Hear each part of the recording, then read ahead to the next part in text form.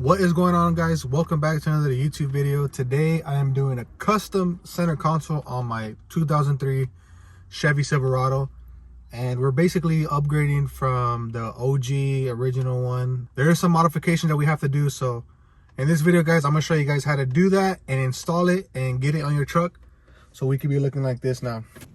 Alright guys, so after you acquire your jump seat, we are going to basically remove it, and we're going to mark every single hole that it has from the original bracket onto a piece of cardboard.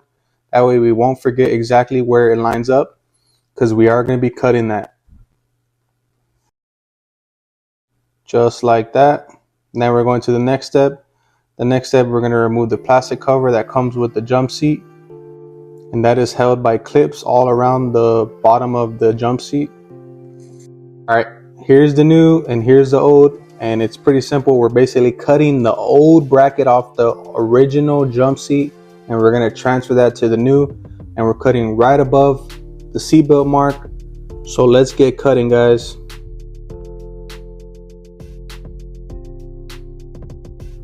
Now that the brackets are cut, we're going to throw them onto the new jump seat. As you can tell, the rear seatbelt bolts, they mount onto the original bracket, which is a good thing. So now all we have to worry about is the front, and we're going to cut it and measure it. First, we're test fitting it inside the truck to see exactly what we need to cut. And so I cut it 3 1/4 inch away from the base of that metal plate, and I just removed off the excess on each side. And now that we have it cut 3 1/4, I looked at every single hole and made sure that it lined up with the original initial mark that I did on the cardboard. As you could tell, it does line up fairly closely, and it doesn't have to be perfect, guys. You can always wiggle it and get it in there, guys. It shouldn't be that hard. As long as you get it somewhat close, you're all right. But now that we got it lined up as much as possible, we're basically gonna tack weld those 2 front mounts. There is also another way you could do it. You don't have to have a welder or tack weld or machine or whatever, any welding stuff. You don't have to have that. You can always use a freaking simple bolt and drill a hole into that front bracket. But in this case, we just welded it and it works perfectly, guys. So we got some welds in. They're not they're not best looking, but it does the job. And then we're gonna put our cover on, and in this case, guys, I did put my original cup holders in there, the bottom ones. So now it has 5 cup holders, which is a lot.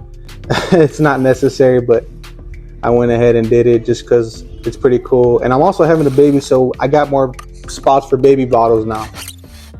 And right here, I'm basically just removing the old bracket for the cup holders, the bottom ones that I'm gonna be reusing on my new jump seat. And I basically cut the plastic off the new jump seat and welded onto the metal bracket that was underneath that little plastic, as you guys could tell, and it worked out perfect. Look at that. That is beautiful right there, guys. 2012 to 2018 jump seat on a 2003 Silverado Classic, whatever you want to call it.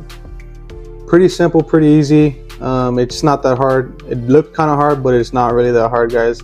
As long as you follow each step and you actually do what this video shows, you can knock it out in like 2 to 3 hours if you put your mind to it. It's definitely upgraded, and it's something that will change the feeling of your truck. Soon I'm going to be dropping a video on the charging ports. I want to make sure I get that video going out to you guys so you guys could do that too if whenever y'all get this installed in your truck. But as for now, that is it for this video. I hope you guys like, comment, and subscribe. And stay tuned for the next one. Peace.